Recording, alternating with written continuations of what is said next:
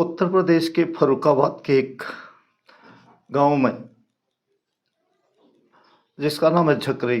दोस्तों, दिनेश दिवाकर सीआरपीएफ की 75वीं बटालियन में कार्यरत था। उसकी पत्नी रमा एक सरकारी स्कूल में प्राइमरी टीचर। दोनों के दो बच्चे थे। घर गृहस्थी काफ़ी हंसी खुशी में गुजर रही थी। फिर एक दिन उनके बीच एक ऐसा तूफान आया, देखने और सुनने वालों की रूह कांप गई। दोस्तों, वह क्या था मामला, मैं आपको सिलसिलेवार तरीके से बताऊंगा। वीडियो पूरा देखें और चैनल को सब्सक्राइब कर लें। साथ ही साथ वीडियो को शेयर करें, लाइक करें और चैनल को आगे बढ़ने में अपना योगदान दें। दोस्तों, रमा दिवाकर जो देवकरण दिवाकर की सबसे छोटी संतान थी। 3 भाई बहनों में सबसे छोटी जो रमा थी, वो पढ़ने में जितनी होशियार थी उतनी ही खूबसूरत भी थी। और वो बचपन से ही पढ़ाई में बहुत तेज तर्रार थी। इसलिए उसने छत्रपति साहू जी महाराज विश्वविद्यालय कानपुर से बीए बीएड की पढ़ाई पूर्ण कर ली और उसका मन था कि वो टीचर बने। लेकिन टीचर में उसका सिलेक्शन नहीं हो पाया, तो उसके पिता देवकरण दिवाकर को उसकी शादी की फिक्र होने लगी। तो उन्होंने उसके लिए एक योग्य वर की तलाश शुरू कर दी और उनकी तलाश बहुत जल्द पूरी भी हो गई। उनको एक दिनेश दिवाकर नाम का लड़का, जो एटा का रहने वाला था, एटा के झकरई गांव का रहने वाला था और सीआरपीएफ में सर्विस करता था, वो मिल गया। और वो काफ़ी हष्ट पुष्ट और खूबसूरत था। इसलिए दोनों, रमा और जो दिनेश था, दोनों के परिवारों के बीच में बात हुई और यह बात शादी तक पहुंच गई। शादी होने के बाद दोनों परिवार बहुत खुश थे और 2006 में ये शादी के बंधन में बंध गए। दोस्तों, और दोनों परिवार बहुत खुश थे। दिनेश इसलिए खुश था, उसको उसके सपनों की राजकुमारी मिल गई थी और समय अपनी गति से आगे बढ़ रहा था। और इसी के चलते जो रमा थी वो 2 बच्चों की माँ बन गई। इन 2 बच्चों की माँ बनने के बाद भी उसके दिल में टीचर बनने की हसरत वैसी की वैसी थी। फिर उत्तर प्रदेश गवर्नमेंट ने प्राइमरी टीचरों की भर्ती के लिए विज्ञापन निकाला। तो रमा ने अपने पति दिनेश और घर वालों से कहा कि वह भी टीचर बनना चाहती है। तो घर वालों को उसकी बात मान ली और दिनेश ने उसके लिए भाग दौड़ करके उसकी जो टीचर में नियुक्ति थी वो हो गई। और उसको जब नियुक्ति हो गई तो उसको पढ़ाई के लिए स्कूल मिला फर्रुखाबाद का झगवा गांव, और वह इस झगवा गांव में प्राइमरी स्कूल में टीचर बन गई। अब वो एटा से, उसका ससुराल था एटा, एटा से वो फर्रुखाबाद आ गई। फर्रुखाबाद उसका मायका था और मायका से वो अपने स्कूल में ड्यूटी पर आने जाने लगी। तो इसके लिए दिनेश ने उसके लिए एक स्कूटी खरीद ली ताकि उसको आने जाने में कोई प्रॉब्लम न हो। और जो रमा थी वो स्कूटी से अब ड्यूटी आने जाने लग गई। लेकिन दिनेश को एक चीज़ खल रहा था कि उसका अपने मायके से ड्यूटी जाना, क्योंकि इससे जो आजू बाजू के लोग थे अगल बगल के, वो कानाफूसी करते थे। इसलिए उसने अपनी पत्नी रमा से कहा कि वो ड्यूटी अपने मायके से ना करे। तो इसलिए रमा ने उससे कहा कि वो उसके लिए एक छोटा सा प्लॉट खरीदे और उसमें एक मकान बना दे। दिनेश ने उसके लिए एक प्लॉट खरीद दिया और उसमें एक उसके लिए छोटा सा मकान बना दिया। अब रमा अपने 2 बच्चों के साथ उसी मकान में रहती थी और वहीं से ड्यूटी जाती थी। दिनेश 6 महीने में एक बार 15 दिन के लिए छुट्टी आता था और इन 15 दिनों में रमा, दिनेश और उसके दोनों बच्चे खूब मस्ती करते और फिर दिनेश अपनी ड्यूटी पर वापस चला जाता था। यह 15 दिन तो बहुत हंसी खुशी गुजरते थे। लेकिन जब ड्यूटी पर जाता था तो जो रमा थी उसकी तन्हाइयाँ बढ़ जाती, वो फिर उदास हो जाती थी। जो रमा थी वो 2 बच्चों की माँ हो गई थी, फिर भी उसके बावजूद उसके गदराए बदन और उसकी हवस की जो लीला थी वो कम नहीं हो पा रही थी।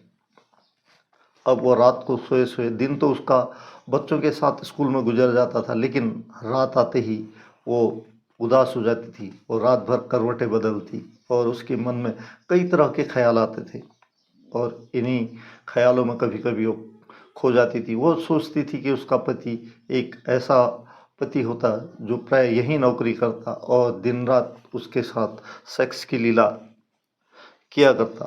फिर एक दिन दोस्तों, जब एक उसका दूर का रिश्तेदार था अनमोल उर्फ वो अमन, अमन भी उसी फरुखाबाद में अपनी कुछ एग्ज़ाम की तैयारी कर रहा था। तो वो दूर का रिश्तेदार था, एक दिन उससे मिलने के लिए उसके घर पर पहुंच गया। तभी जो रमा थी उसके दोनों बच्चे स्कूल गए थे, स्कूल गए हुए थे। तो जो अनमोल था उसने डोर बेल बजाई। तो रमा ने जैसे ही दरवाज़ा खोला तो जो अनमोल था वो रमा को देखता ही रह गया। रमा जितनी बचपन में खूबसूरत थी उससे कहीं ज़्यादा खूबसूरत, और दो बच्चों की माँ होने के बाद, और उसके जो उभार थे वो ब्लाउज से आधे बाहर झलक रहे थे। यह देखकर अनमोल हक्का बक्का रह गया, मानो उसके शरीर में पूरी बिजली की तरह करंट दौड़ गया। वो एकटक उसके वक्षस्थलों को देखा ही रह गया। और यह जो रमा थी वो तुरंत समझ गई कि अनमोल की निगाहें कहाँ हैं।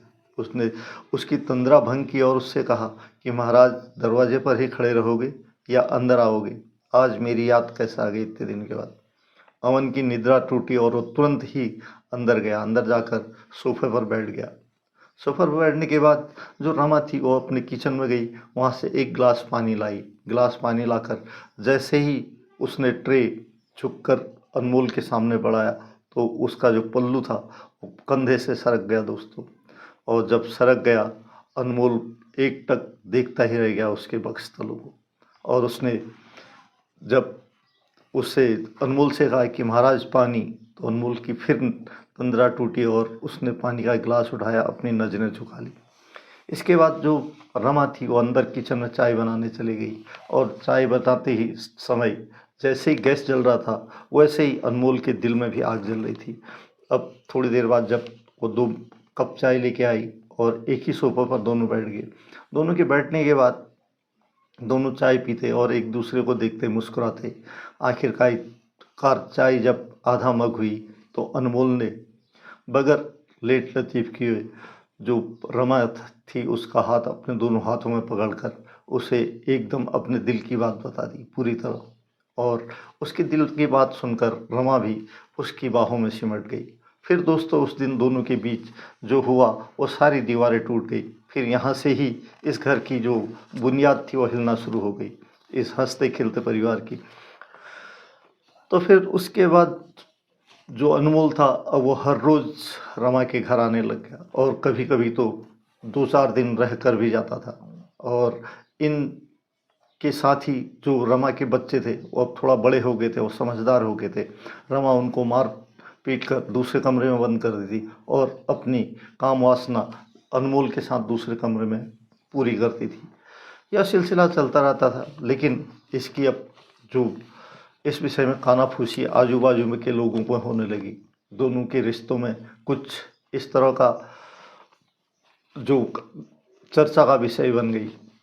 आखिरकार एक दिन जब जो दिनेश था वो सीआरपीएफ से छुट्टी आया तो किसी ने रमा और अनमोल के रिश्ते के बारे में दिनेश को बता दिया। दिनेश के दिल में पूरी तरह भूचाल आ गया। वो अपने घर गया, उसने रमा से पूछा, लेकिन रमा ने वही तिरिया चरित्र अपनाया। रमा ने कहा कि लोग हमसे जलते हैं इसलिए आपके कान भर रहे हैं, आपको मेरे पर विश्वास नहीं है, मैं आपसे इतना प्यार करती हूँ। लेकिन दिनेश के पास कोई प्रूफ नहीं था, अतः दिनेश ने अपने बच्चों से पूछा तो बच्चों ने दिनेश को बताया कि अनमोल अंकल आते हैं, कभी कभी यहाँ 3-4 दिन भी रुकते हैं। माँ उनको मार पीट कर दूसरे कमरे में बंद कर देती है और खुद अनमोल के साथ दूसरे कमरे में सो जाती है। लेकिन जो दिनेश था उसके पास कोई प्रूफ नहीं था। उसकी यह छुट्टियां ऐसे ही बीती और वो चुपचाप अपने ड्यूटी पर श्रीनगर पहुंच गया, 75वीं बटालियन में सीआरपीएफ की। तो वहाँ जाकर उसने 2 महीने बाद अपने अधिकारी से किसी तरह बहाना बनाकर छुट्टी सेंशन करा ली। और छुट्टी सेंशन कराने के बाद वो 5 जून को दोस्तों अपने गांव वापस आया। लेकिन वो गांव में दिन में नहीं पहुंचा। वो फरुखाबाद तो पहुंच ही गया था टाइम पर, लेकिन वो वहीं किसी होटल में रहने लगा और वो रात होने का इंतज़ार कर रहा था। रात को 10 बजे उसने अपने बड़े भाई रमेश चंद्र को फ़ोन किया कि वो गांव पहुंच गया है।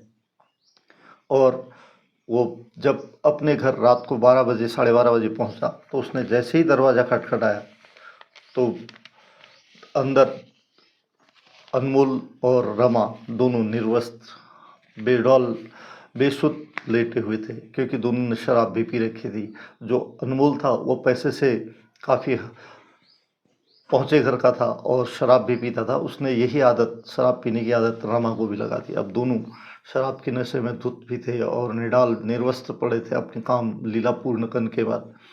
जैसे उसने दिनेश ने दरवाज़ा खटखटाया तो जो रमा थी उसके होश उड़ गए। उसने तुरंत ही अनमोल को उठाया और दोनों ने अपने अपने कपड़े पहने। अनमोल को उसने दूसरे रूम के छज्जे में छुपा दिया और खुद दरवाज़ा खोलने चली गई। जैसे ही दरवाज़ा खोला तो सामने दिनेश खड़ा था। दिनेश को देखकर मानो रमा के पैरों तले ज़मीन खिसक गई। ऐसा लगा कि मानो उसे काटो तो खून नहीं है। लेकिन दिनेश अंदर गया, उसने दरवाज़ा बंद किया। उसने सारे कमरों को चेक किया, वहाँ उसको अनमोल मिला नहीं। तो दिनेश ने अपनी पत्नी रमा से कहा कि अच्छा है, तुम लोग का सौभाग्य है कि आज यहाँ अनमोल नहीं है। अगर वो होता अभी तक तुम दोनों ऊपर की यात्रा कर रहे होते, दोनों को वो गोली मार देता। लेकिन जो रमा थी उसने अपना त्रिया चरित्र का जाल फेंका और उससे दिनेश से कहा कि देखा, आपको तो फोकट का शक होता है, मैं ऐसी औरत नहीं हूँ। फिर उसने अपने लड़के झटकों के साथ अपने पति दिनेश के साथ हम बिस्तर हुई और दोनों काम वासना में लीन हो गए। काम वासना में जब लीन हो गए तो दोस्तों, जब दिनेश थक गया तो वो एक तरफ निडाल होकर गिर गया और उस पूरी तरह गहरी नींद में चला गया। उसके बाद दोस्तों, रमा ने दूसरे कमरे में जाकर अनमोल को नीचे उतारा और अनमोल ने उस रूम में आकर, जहाँ दिनेश सोया था, उसकी छाती में 2 गोलियां उतार दी और वो दिनेश तड़पता रह गया। जब तड़प रहा था तो जो रमा थी उसने वहीं पड़ी रस्सी से दिनेश का गला इतनी ज़ोर से कस दिया कि थोड़ी देर बाद दिनेश के प्राण पखेरु उड़ गए, वो शांत पड़ गया। फिर दोनों ने उसी चादर में उसकी लाश को लपेटकर वहीं छुपा दिया उसी घर में। और जब बच्चों ने उस कमरे को खोलने की जिद की तो रमा ने अपने दोनों बच्चों को काफ़ी पीटा और दूसरे दिन रात होते ही दोनों ने उसकी लाश को एक बोरी में भरा और उसी स्कूटी में जो उसने अपनी पत्नी के लिए आने जाने के लिए, ड्यूटी से आने जाने के लिए खरीदी थी, उसी में रखकर गांव से 500 मीटर दूर खेत में ले गए और वहां जाकर उस लाश के ऊपर पेट्रोल डाला ताकि उसकी शिनाख्त न हो और उसे जला दिया। जलाने के बाद जो रमा थी वो अपने दोनों बच्चों को लेकर अपने मायके चली गई और जो अनमोल था वो वहाँ से फरार हो गया। तो जो रमेश चंद्र दिवाकर थे, उनके बड़े भाई, उन्होंने अपने छोटे भाई दिनेश को फ़ोन किया तो दिनेश का फ़ोन स्विच ऑफ आ रहा था। स्विच ऑफ आ रहा था, उन्हें कुछ शक हुआ। उन्होंने फिर वही फ़ोन अपनी जो दिनेश की पत्नी रमा थी उसको किया। उसने बताया कि वो तो घर पर आया ही नहीं। तो इस पर उनका शक पुख्ता हो गया। वो तुरंत ही फर्रुखाबाद के कोतवाली में पहुंच गया और वहां कोतवाली में जाकर उन्होंने टीआई साहब संजीव राठौर को अपनी आप बीती सुनाई। और संजीव राठौर ने कहा कि नगला गांव जो है वो पंचाल चौकी के अंतर्गत आता है। वहां 8 जून को एक व्यक्ति की जली लाश मिली थी, उसके फोटोग्राफ्स हैं। आप चाहो तो फोटोग्राफ देखो, अगर वो क्या आपका छोटा भाई है तो पहचानो। रमेश चंद्र को जब फोटोग्राफ दिखाए गए दोस्तों, तो रमेश चंद्र दहाड़े मारकर रोने लग गया। जो राठौर जी, उन्होंने उसको ढाढ़स बंधाया और कहा कि आपको किसी पर शक है? तो उन्होंने कहा, रमेश दिवाकर ने कहा, साहब यह हत्या दिनेश की पत्नी रमा और उसका प्रेमी अनमोल ने की है। पुलिस ने तुरंत ही रमा को उसके मायके से गिरफ्तार कर पूछताछ के लिए फर्रुखाबाद ले आए, मगर वह मुकर गई। पुलिस ने अपने मुखबिरों की मदद से अनमोल को कानपुर देहात से गिरफ्तार किया, उसे भी फर्रुखाबाद लाई। तो जब उससे पूछताछ की तो वह बिना बेझिझक होकर उसने बताया कि हाँ, उसने दिनेश की हत्या की थी। अगर वो दिनेश की हत्या नहीं करता, वो दोनों को मार देता। फिर जब रमा को अनमोल के सामने बिठाया तो उसके पास बचने का कोई रास्ता नहीं था। उसने भी अपना जुर्म कबूल कर दिया दोस्तों। फिर इन दोनों अपना जुर्म कबूल कर लिया। पुलिस ने इन दोनों पर धारा 302 के तहत केस दर्ज किया और कोर्ट में पेश किया। कोर्ट ने दोनों पक्षों को सुनने के बाद इन दोनों को उम्र कैद की सज़ा सुनाई दोस्तों। अब दोनों सलाखों के पीछे अपनी रंगीन ज़िंदगी को बदरंग कर रहे हैं। दोनों अब उनके दोनों बच्चे उसके दोनों बच्चे रमा के अपने दादा दादी के पास हैं। दोस्तों, यह कहानी पुलिस डायरी पर आधारित थी। यह सच्ची घटना दोस्तों फरुखाबाद की थी, जहां एक बेवफा औरत महिला ने अपने हवस की पूर्ति के लिए ऐसे एक घिनौने कृत्य को अंजाम दिया। ये उसमें एक हंसता खेलता परिवार तबाह हो गया और कई जिंदगियां तबाह होती गई। दोस्तों, ये थी आज की सच्ची घटना। आपको कैसी लगी आप कमेंट बॉक्स में कमेंट करें और हाँ, चैनल को प्लीज़ सब्सक्राइब कर लें। मिलता हूँ किसी और ऐसी सत्य घटना के साथ, तब तक जय हिंद, वंदे मातरम।